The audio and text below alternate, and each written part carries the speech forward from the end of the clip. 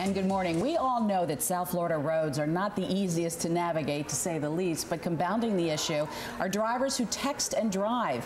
Their lack of attention could become a headache at the very least and a tragedy at worst. Here to help out with some answers are Mark Anidjar and Glenn Levine from the law offices of Anidjar and Levine. Fellas, I'm sure you see this all the time. Horrible accidents, consequences that were so unintended but could have been avoided had the cell phone just been put down.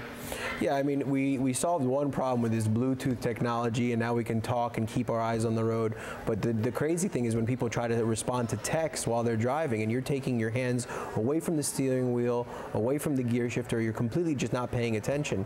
And especially with all the road construction that we have now on 595 and I-95, our roads are so uneven and bumpy. I mean, we have enough distractions as is to now add texting and driving. It's just crazy. And as a father of 2 young children, I mean, it's just something common sense. Don't do it. Whatever it is, it can wait, is really the answer. Some states have laws against it. I know California. What about here in Florida? Florida doesn't at the present time have a law against it, and hopefully they do pass something. And you know, distracted driving is definitely a menace, and it's something we look into in every case. We subpoena the cell phone records when we do get into litigation to find out exactly if someone was using the cell phone, or if they were texting, sending or receiving a text when they were driving, to find out if that was part of the cause of the accident. Right, so you can check those records and see the time that the call was made. Does it differentiate between whether you were talking or texting? It does, and depending on the cell phone service provider, they keep different information, and they also keep it for different lengths of time. So it's important to look into that as quickly as you can, because some companies only keep that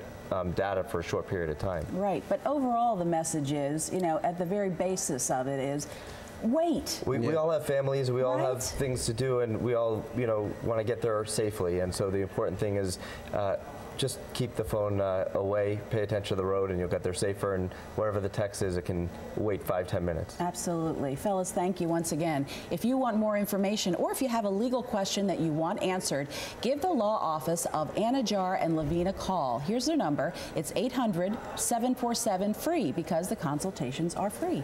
Or visit their website at southfloridainjurylaw.com. And remember, you can catch the law offices of Anidjar and Levine every Friday on 6 in the Mix.